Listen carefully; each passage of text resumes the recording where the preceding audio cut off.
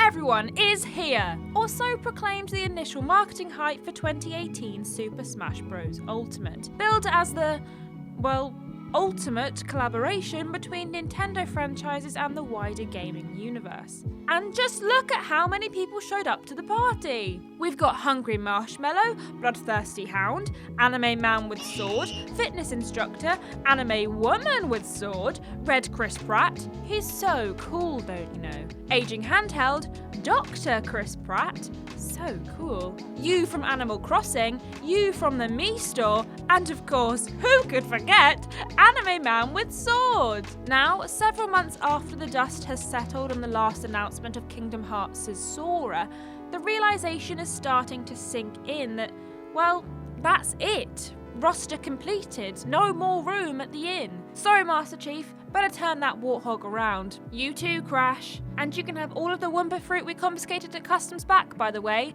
It's starting to go bad. It was a bold claim to start with, the biggest roster yet, bringing all the classics from prior Smash games along with a whole bunch of new characters, all together for a big old bout of fisticuffs on a huge selection of nostalgic maps. And yet, only 3 years on, this goal of an all-encompassing roster has already come to a close. Sure, we never expected them to be an infinite number of fighters, but the official declaration that there won't be any more DLC just makes it seem oh so depressingly final. So what's next for the series? We imagine, or at least hope, that series director Masahiro Sakurai is finally enjoying some well-deserved time off. Probably sipping mojitos on a balmy beach, while regularly texting journalists about how there's absolutely no plans for a sequel, so quit asking! But he might have a point. How do you even follow up on a self-proclaimed ultimate collection of fighters? Will the fanbase finally stop fighting each other on Twitter and stick to fighting in the game? And what about that huge Nigel Thornberry-shaped hole for other imitators, of which there seems to be a new contender every month? Well, there's only one way to find out. I'm Ashton from TripleJump X Smash Bros, and I've joined the fight! Oh wait, no, I haven't! It's just a figure of speech! Firstly, massive congratulations to Sakurai and his dedicated development team. It's a remarkable feat to put together any genre of video game, let alone a AAA fighting game where character balance and tight responsive controls have to be absolutely spot on. And it becomes exponentially more difficult to balance with each additional fighter added. Never mind over 80 of them, inserting many of them into a functioning game after the fact, without upsetting the delicate ecosystem for casual and competitive players. We take every single one of our Kirby hats off to you, Sakurai. Now, having said that, we do have one small question. Why, Nintendo? Why did you have to stop? You mad bastards, you are literally printing money!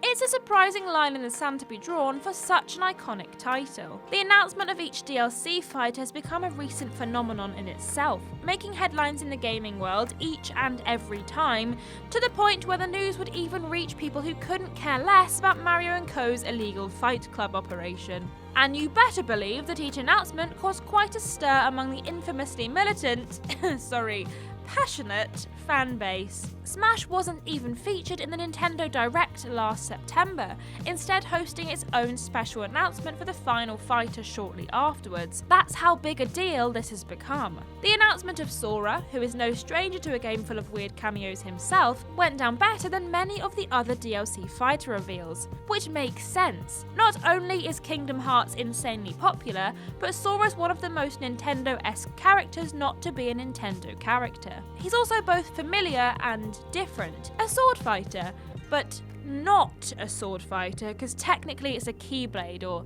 something along those lines. In short, it was one of the safest outsider picks. Did Nintendo use their very last fighter as a pawn in a crossover brand deal securing the Kingdom Hearts collection for Switch? Maybe. Did they do Waluigi dirty?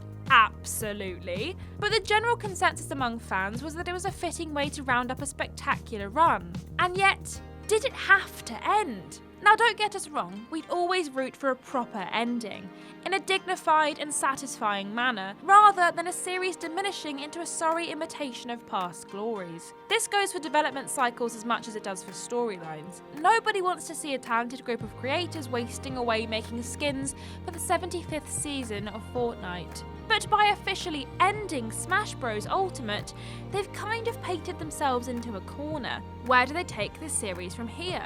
For goodness sake, the last game was literally called Ultimate. What do you do after that? Super Smash Bros. Ultimate 2, Ultimate Harder? Sakurai has already stated that if Smash Bros. Continues in the future, then there's no way this many fighters and series can be represented again. We get it, you're rightfully picking up the efforts of your current project, having brought all sorts of unexpected collaborations together, which is truly a rare sight in gaming. But that, along with a general presentation of Ultimate being the final collection, the greatest hits of gaming if you will, well, it doesn't leave you much space for future titles. We know, it's absolutely positively too early to be discussing an Ultimate sequel for most normal folk, especially since it's only been a few months since Sora walked through the door, or through the massive keyhole, judging from the size of the ridiculous weapon of his. But humour us, what would be next? Option A. Nintendo released a normal sequel like a normal company. That'd be the most logical step, although Nintendo aren't always one for logic. They'd have to either top the ludicrous amount of fighters presented in Ultimate, an insane effort in itself, or offer some sort of tangible upgrade beyond just shinier graphics or few new stages. Remember, this is a fanbase that will still happily declare 2001's Smash Bros. Melee for the GameCube as the best game in the series. Maybe they dare tweak the gameplay, though that seems about as sacred as Mario wearing red or Waluigi wearing a look of disappointment after being left out of another game. The final Smash move added to 2008's Brawl felt like a huge change at the time, a potential power creep that could have upset the delicate balance of Smash. But now feels like a natural part of the game, so it's not impossible to try new things. Maybe there'll be another sprawling campaign experience like Ultimate's World of Light or Brawl's Subspace Emissary, both excellent examples of how Nintendo translated their iconic fighting game into an engaging single-player setup. Whatever it is, a good old-fashioned regular sequel is most likely. I know, an outrageous prediction, and will surely delight and anger fans in equal measure. Now on to the more speculative possibilities with option the second. They release a smaller core Smash experience, or a series of mini installments each themed around a certain franchise or collection of fighters with certain aspects in common. Think Smash Bros. Zelda Edition or Smash Bros. Fire Emblem, aka Smash Bros. Ultimate. Am I right? I got him. What about Smash Bros. In space? Featuring Samus, Ridley, Fox, Falco, Olimar, Kirby, I guess, technically. These could be standalone, or they could fit neatly together in an overall Smash universe, allowing people to customize their own dream roster. It'd go even further to capitalize on the nostalgia factor, and we know Nintendo loves to shoehorn a Pokemon-style collectible element into everything they do. Cough cough, amiibos, cough cough. But would breaking apart a full package into monetizable chunks of DLC be good for fans? Only if they charge a reasonable price for each. And looking at Nintendo's pricing policy for first-party titles, good luck with that. Okay, how about option number C? The Ultimate Smash Bros. Ultimate. Not a regular sequel, but something for the ages. Go all in on collaboration. Across all franchises, all publishers, all console creators, unite all of video games under one banner. It's mad. It's insane. It will never happen. Okay, maybe Fortnite has kind of done it already, but just imagine Kratos ripping apart an Aston Martin DB11 from Forza, while the left bat from Pong steals the ball from FIFA 22 edition Lionel Messi and pings it back ferociously to Seaman. No, not David. We mean the weird Leonard Nimoy fish thing from the hit Sega classic Seaman. Or how about the simple, timeless image of Disney's darling Michael Moose getting relentlessly pummeled by the people's champion Waluigi? The licensing alone would be an administrative nightmare, and it would have to be a joint effort, because no one company, not even Nintendo, could fund such a lavish product. never mind the development time and balancing issues and okay, it will never happen in our lifetimes, I get it. For a similar concept, may we direct your attention to Salty Bet, a game about betting fake bucks on another game. A fighting game that seemingly has an infinite number of characters across gaming and wider media. You could see a tiny Godzilla face off against Zazie Mahaba from the 90s arcade series Fighters History, or Pokemon's Wobbuffet against Spider Lady and Nanzi. This is all possible thanks to Muggin, a free fighting game engine where people can upload their favourite characters and, when possible, their movesets too. It's the open source spirit of Smash, but in Salty Bet's case, the actual fighting game isn't playable by people, only AI.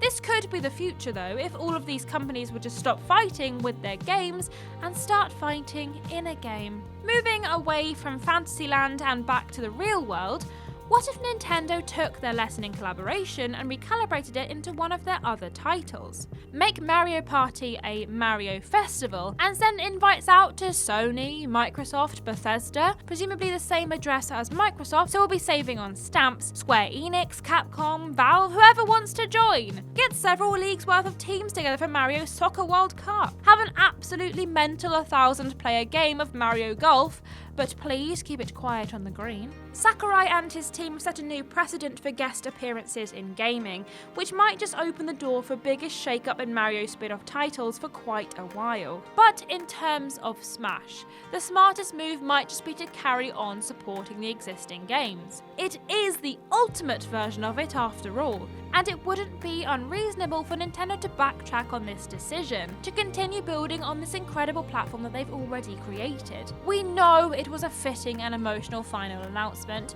and for once didn't leave fans in uproar, but the game's still only 3 years old at this point. And you heard Sakurai, there's no way this many fighters and series can be represented again. Whether Nintendo could get away with this Wii U turn without being accused of putting profits before creative integrity is another question. But isn't that struggle just video games in a nutshell, really? There's one other aspect of Smash's apparent farewell into the night though, and that's the potential gap in the market for competitors. The concept of Smash Brothers is distinctive, but not quite unique. Sony copied the formula back in 2012 with PlayStation All-Stars Battle Royale, which provided a competent, if not sizzling, example of what if Smash, but with Sony characters. Then there's the square-shaped sponge elephant in the room, Nickelodeon All-Star Brawl, which just so happened to release on the same day as Smash Bros. Final reveal. A strong statement of intent, Mr. Pants Bob. It's certainly carved out a niche on meme value alone, and we are huge fans of Nigel Thornberry's smashing moveset. But after an initial boost of hilarious user reviews on launch, critics and players weren't overly impressed. And then Warner Bros. Threw their hat into the ring, announcing Multiverses, an upcoming free-to-play crossover fighter with an admittedly quite clever name, and boasting a wild combination of different characters, from Batman to Bugs Bunny. Adventure Time's Finn and Jake can face off against Scooby-Doo's Shaggy, or even Arya Stark from Game of Thrones. And we thought the connection between Smash characters was flimsy at best. Really though, we're remaining skeptical, because it's hard to imagine anyone but Nintendo managing to unite such a different group of such well-loved characters. Almost a decade after their previous attempt, Sony could certainly give it another go now, with even more beloved franchises under their belt. Microsoft could fill out a half-decent roster after they've recently downloaded the Bethesda franchise expansion. There are a few maybes, just so long as we don't end up with another Tom Clancy's Elite Squad, now dead in the water after only a year. Sorry Sam Fisher and others. We could speculate for hours about the future of Super Smash Bros. Many of us already have so many times in the past. But as the pearly gates of Smashland have finally sealed shut for good, perhaps it's best to let the dust settle for a bit. Sit back, admire a fully completed roster in satisfaction, and relax. For about 5 seconds, before you get launched off the side of the stage by some spiky-haired brat with an oversized key. We might as well stop to enjoy it, however, because there's one other possibility we didn't really touch on. That this is really the last Super Smash Bros. Game they will ever make. Yep. Anyway, enjoy that thought, everybody. See you later. Bye!